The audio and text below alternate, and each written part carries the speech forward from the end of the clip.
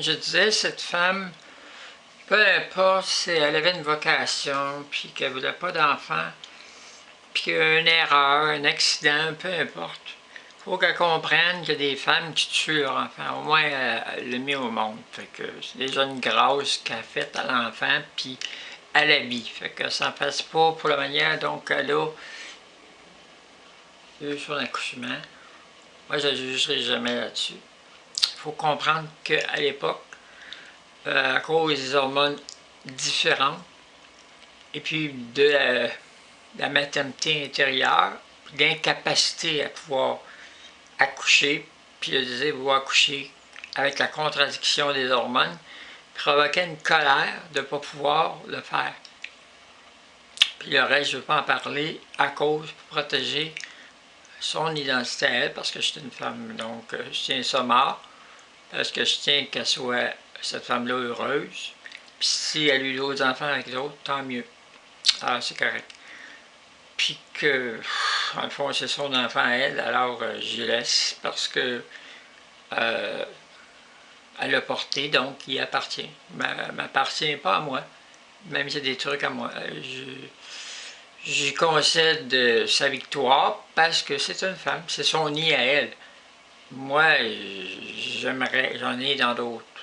Je suis un extraterrestre, j'en ai eu sur d'autres planètes, puis j'en ai dans cette vie-ci avec d'autres extraterrestres ailleurs, dans une autre dimension. Donc, j'ai mon nid à moi, mais dans cette réalité humaine-ci, j'en ai pas. Puis j'aimerais en avoir, puis j'essaie d'expliquer qu'il existe un problème d'identité encore qui continue, puis que j'ai évoqué, mais à cause de l'âge du corps, à cause que ça se fait pas ici au Québec, puis ça coûte beaucoup d'argent, que ça devrait être gratuit, puis dans les techniques de reproduction pour implanter les utérus ou d'autres techniques semblables pour donner des enfants. Donc, je fais le tour de toute la question. Puis là, l'autre truc, c'est que vous avez jamais vu des caméras dans des cliniques internes de psychiatrie parce qu'il se fait des choses assez graves là. Quand on décide des codes d'injecter des gens, là, je ne vous dirai pas qu'est-ce qui se passe parce que je protège aussi la loi concernant les caméras qui n'ont pas le droit d'aller là. Mais il y a beaucoup d'abus de toutes sortes. Puis il y a des tabous, puis il y a de la discrimination insidieuse, sous-jacente, dans beaucoup de préposés et de professionnels qui sont là. Même des psychiatres qui ont déjà des idées préconçues, qui ne sont pas d'accord avec ce que tu as fait, c'est une maladie, puis là, ils vont voir l'ancien dossier, puis ils te collent encore l'ancien dossier pour te détruire, comme ton propre père, parce que les psychiatres, en général, c'est des hommes, puis s'il y a des femmes, ça dépend. Ça a été éduqué par une éducation d'hommes, de psychiatre, elle marche avec eux parce qu'elle a le pouvoir du psychiatre. Donc, elle marche avec les dossiers, puis les dossiers, ben, c'est surtout des hommes qui évaluent ces choses-là. En général, il y a des femmes, mais sont un peu bien attachées par les hommes. Puis ils ont une formation surtout par des hommes.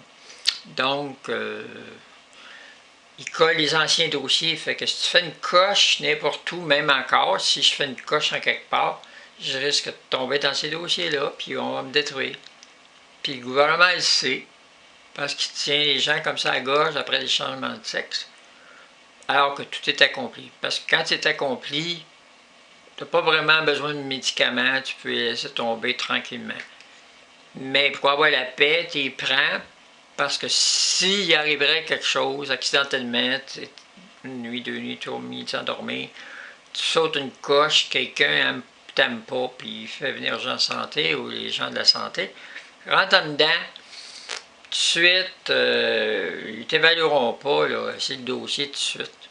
Ils ont tout, c'est pas long, qui ont des idées préconçues, déformées d'avance sur qui tu es, puis ils ne peuvent pas comprendre ta réalité actuelle. C'est pour ça aussi je mets en ligne pour expliquer qu'il y a des reconstructions possibles. Quand une chirurgie est faite, puis une reconstruction, puis tu t'en vas dans le plaisir amène des expériences tellement positives qui réparent des choses de souffrance, de destruction. une reconstruction. Puis d'autant plus, je viens d'ailleurs, je suis une extraterrestre. Donc j'analyse le cerveau. Puis j'en ai pris possession, mais moi, mon esprit extraterrestre n'est pas malade. Donc je peux mieux expliquer ce qui s'est passé dans les fichiers de Louis Legault. Puis d'avant. Puis sa famille. Puis je ne tiens pas à raconter ces gens-là. Ni par haine, ni par amour, par neutralité. Puis cet enfant-là, puis toute cette famille-là. Je suis seul en tant qu'extraterrestre dans une vie nouvelle. Puis c'est difficile de vivre, comme je l'ai expliqué, mais il n'y a pas d'autre solution. Puis bon, j'arrive en faisant l'intégration de tous ces trucs-là, ces problématiques-là, de vivre à travers tout ça, puis de réparer tout ça en tant qu'extraterrestre, puis de m'en servir pour comprendre les autres gens, puis d'analyser les humains, puis les aider à mieux vivre, puis avec aussi d'autres extraterrestres, d'aider l'humanité. Donc la loi doit changer pour protéger les gens qui changent, protéger toutes gens qu'on a profané leur identité sexuelle ou de leur espèce, que ce soit des Amérindiens, des Incas, n'importe qui, qu'on enlève son identité, qu'on profane son